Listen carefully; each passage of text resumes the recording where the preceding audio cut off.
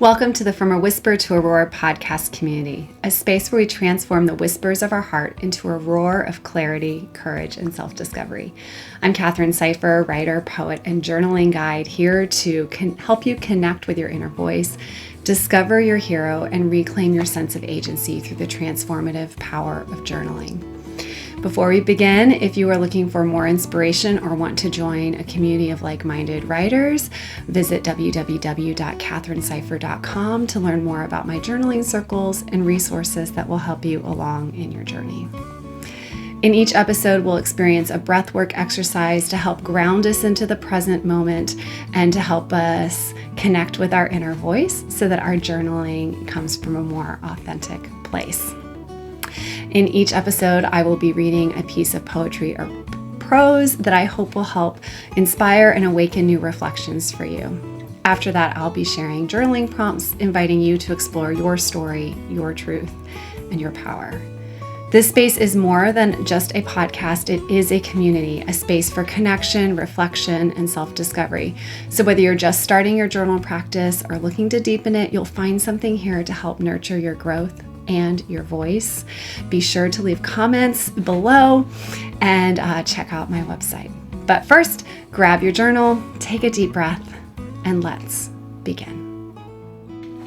So before we move on to today's reading, we're going to take a moment to do a little bit of breath work to ground us in the present moment. I always find that my journaling comes from a more authentic place if I've taken a few moments to just connect with myself before I put my pen to the paper. Sometimes I like to do a full yoga exercise beforehand. Sometimes it's a 5-minute meditative sit, and sometimes it's just a simple 1-minute moment of breathing. So for today's exercise, we are going to use the infinity breath. I want you to imagine that you're drawing the infinity symbol in your mind. You can actually even do it with your hand while you're doing that. And as you curve up and around that infinity sign, tell yourself, I breathe in love. As you come down, I breathe out love. I breathe in love. I breathe out love. So you can do this at your own speed, but I'm going to get us started just to kick things off, and then I'll give you a few moments to work on your own. So I'm setting my timer here, and we'll get started. So again, make sure you feel comfortable in your space. I'm going to breathe in together. I breathe in love. I breathe out love. I breathe in love. I breathe out love.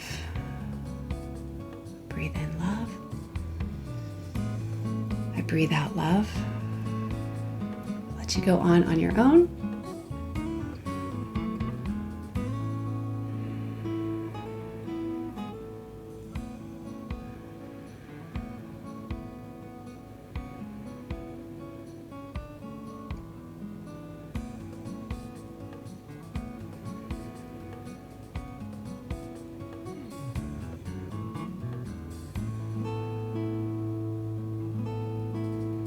Finish up your breath wherever you are.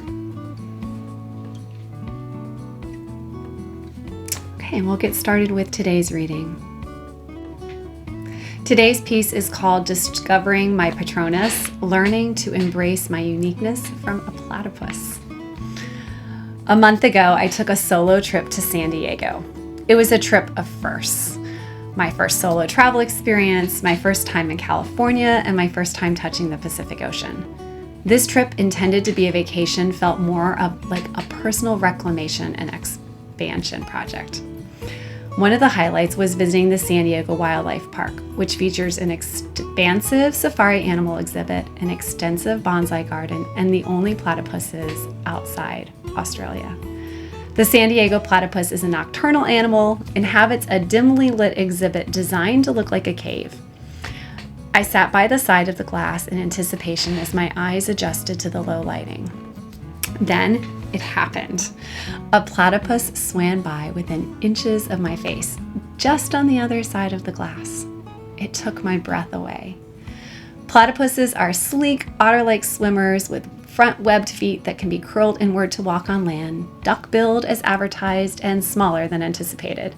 The pair swam nonstop back and forth inside their exhibit, looking happy, playful, and adorable, especially when going limp to float to the surface.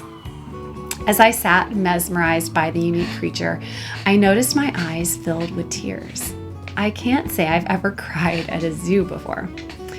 This fascinating animal stole my heart so much that I bought a stuffed animal platypus for myself, not for my children.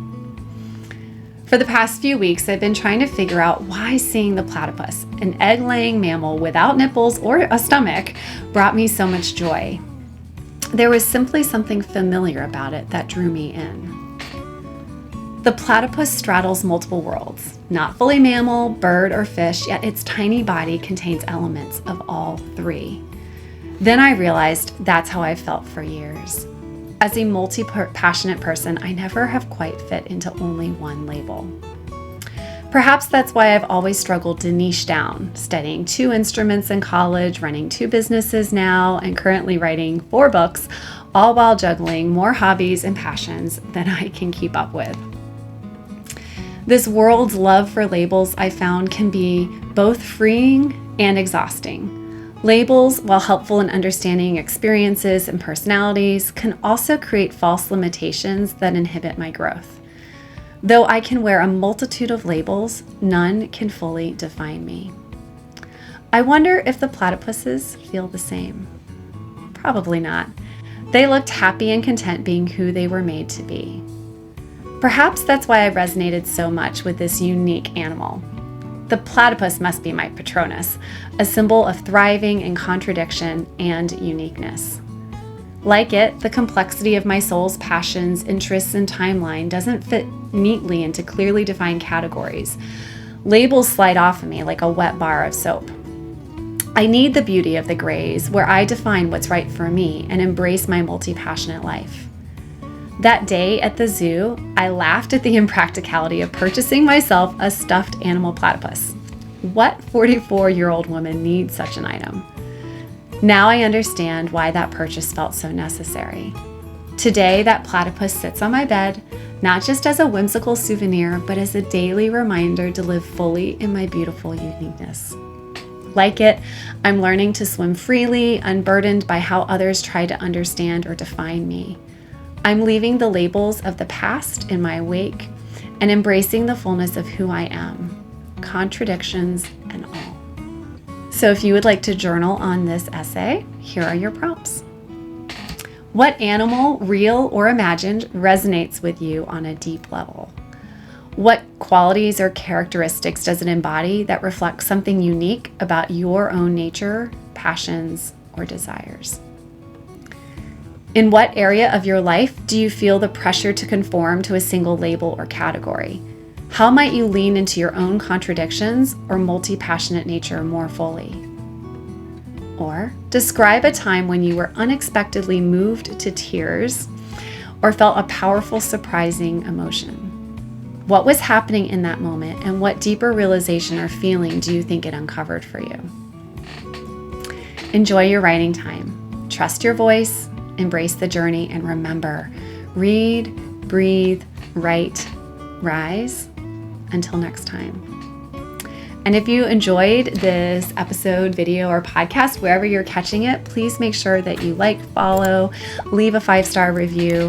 And if you would like to deepen your journaling practice, please check out my journaling guides or join my journaling circle membership. We'd love to have you. Learn more about all of that at www.catherinesipher.com.